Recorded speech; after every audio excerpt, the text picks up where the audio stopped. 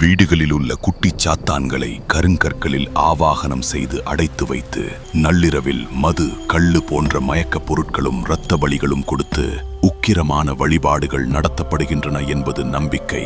குட்டிச் சாத்தான்களை அழைத்தால் அவர்கள் மனிதர்களின் உடலுக்குள் புகுந்து புரியாத சத்தங்களை எழுப்பி பலி கேட்பார்கள் என்றும் சொல்லப்படுகிறது.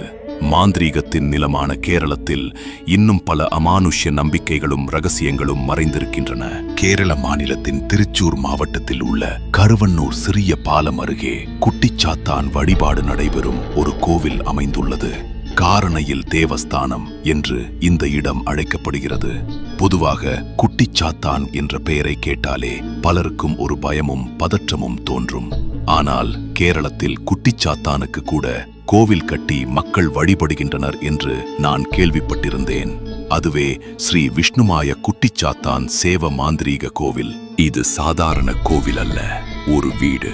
அந்த வீட்டுக்குள்ளேயே இந்த மாந்திரீக வழிபாடுகள் நடைபெறுகின்றன. அதுவே மூலஸ்தானம். அங்கே விஷ்ணுமாயாவின் சிலை உள்ளது. தீப வெளிச்சத்தில் எருமை வாகனத்தில் அமர்ந்திருக்கும் விஷ்ணுமாயாவின் உருவத்தை பார்க்கும் போதே ஒரு வித்தியாசமான உணர்வு தோன்றும். அந்த அறையின் எதிர்ப்புறத்தில் மிகவும் சாதாரணமாக தோன்றும் ஒரு பீடத்தில்தான் குட்டிச்சாத்தான்கள் வசிப்பதாக நம்பப்படுகிறது. பீடத்தின் மீது வைக்கப்பட்டுள்ள 9 கற்களில்தான் குட்டிச்சாத்தான்களை ஆவாகனம் செய்து வைத்திருக்கிறார்கள் என்று கூறப்படுகிறது. அங்கு வரும் அனைவரும் அந்த பீடத்தைச் சுற்றி பிரார்த்தனை செய்து கொண்டிருந்தார்கள். எருமையின் மேல் அமர்ந்திருக்கும் உருவம்தான் விஷ்ணுமாயா. அப்படியென்றால் குட்டிச்சாத்தான்கள் எப்படி இருப்பார்கள் என்ற கேள்வி எழும். மொத்தம் 390 வகையான குட்டிச்சாத்தான்கள் உள்ளன என்று இவர்கள் நம்புகின்றனர். அந்த 390 வகைகளையும் விஷ்ணுமாயாதான் கட்டுப்படுத்துகிறார் என்றும் கூறப்படுகிறது. அதனால் விஷ்ணுமாயாவுக்கு வழிபாடுகள் செய்தால் அவரின் கட்டுப்பாட்டில் இருக்கும் குட்டிச்சாத்தான்களின் உதவியால் மனிதர்கள் நினைக்கும் காரியங்களை சாதிக்க முடியும் என்பதே கேரளத்தில் பரவி வரும் இந்த பயமுறுத்தும் மாந்திரீக நம்பிக்கை. 400 ஆண்டுகளுக்கு முன்பு இங்கு குரு முத்தப்பன் என்ற ஒருவர் வாழ்ந்ததாக சொல்லப்படுகிறது. அவரின் வம்சாவளியைச் சேர்ந்தவர்தான் தற்போதைய விமோத் சாமி. ஒரு நாள் குரு முத்தப்பன் அருகிலிருந்த ஆற்றில் குளிக்கச் சென்றபோது அங்கிருந்து ஒரு வித்தியாசமான சிலை கிடைத்ததாம். எருமையின் மேல் அமர்ந்திருக்கும் அபூர்வ உருவமுடைய அந்த சிலை விஷ்ணுமாயாவுடையது என்று தெரிந்ததும் அதை வீட்டிற்கு கொண்டு வந்து வழிபாடு தொடங்கியுள்ளார். விஷ்ணுமாயாவுக்கு வழிபாடு செய்ய குட்டிச்சாத்தான்கள் தனது கட்டுப்பாட்டுக்குள் வர ஆரம்பித்ததாக நம்பப்படுகிறது.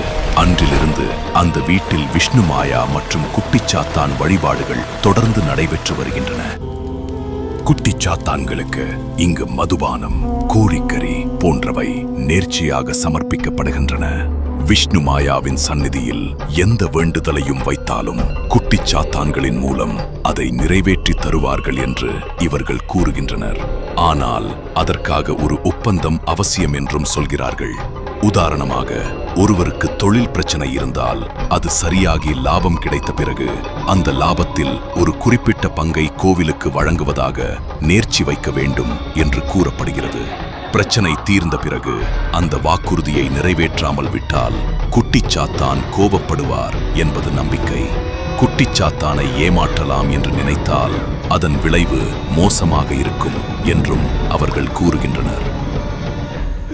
தொழிலில் கிடைக்கும் லாபத்திலிருந்து ஒரு பகுதியை இந்த விஷ்ணுமாய குட்டிச்சாத்தான் கோவிலுக்கு வழங்குவதாக நேர்ச்சி வைக்கும் பல தொழிலதிபர்களும் வணிகர்களும் இங்கு வருவதாகவும் அவர்கள் சொன்னார்கள். அன்று மதியம் 12 மணிக்கு ராகுகால பூஜை நடைபெறும் என்று எனக்கு தெரிவித்திருந்தார்கள். பலர் அந்த பூஜையில் கலந்து கொள்ள வருவார்கள் என்றும் கூறப்பட்டது. அந்த நேரத்தில் குட்டிச்சாத்தான் ஒருவரின் உடலுக்குள் புகுந்து அவர்களின் பிரச்சனைகளுக்கு தீர்வுகளை சொல்லுவார் என்றும் அவர்கள் தெரிவித்தார்கள். விஷ்ணுமாயாவுக்கு வழிபாடு செய்தால் 390 வகையான குட்டிச்சாத்தான்கள் நம் ஆசைகளை நிறைவேற்ற உதவுவார்கள் என்ற ஒரு நம்பிக்கை அங்குள்ள மக்களிடையே உள்ளது.